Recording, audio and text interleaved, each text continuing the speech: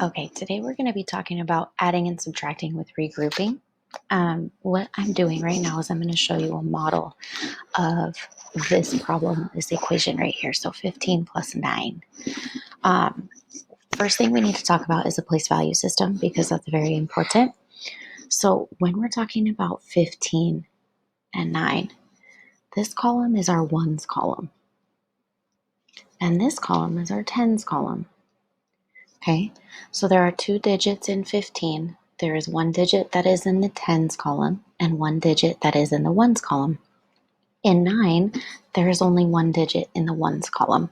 Okay, so when we're talking about adding and we have to regroup, which means that we're taking some tens over to the tens column.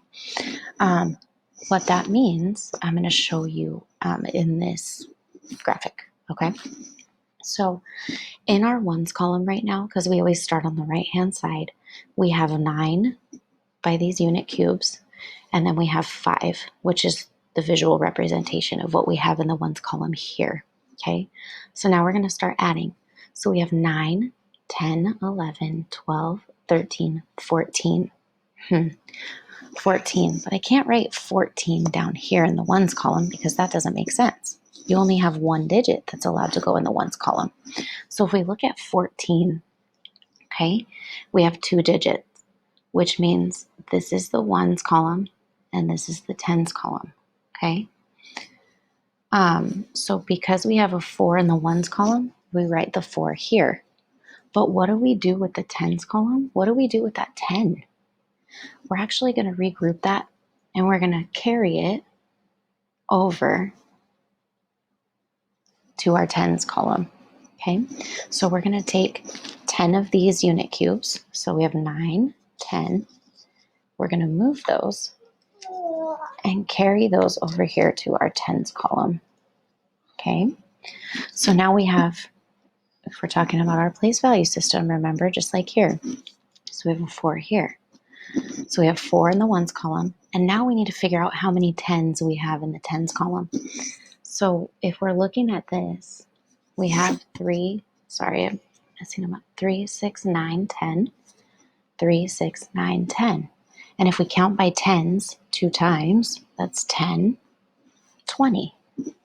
But we don't need to write the 20 as 20 because we're only talking about the number that's in the tens column. So what we have here is 24. So let's count our unit cubes and make sure it makes sense. So there's 3, 6, 9, 10, 13, 14, 15, 16, 17, 18, 19, 20, right? So we have a 2 in our tens column for 20.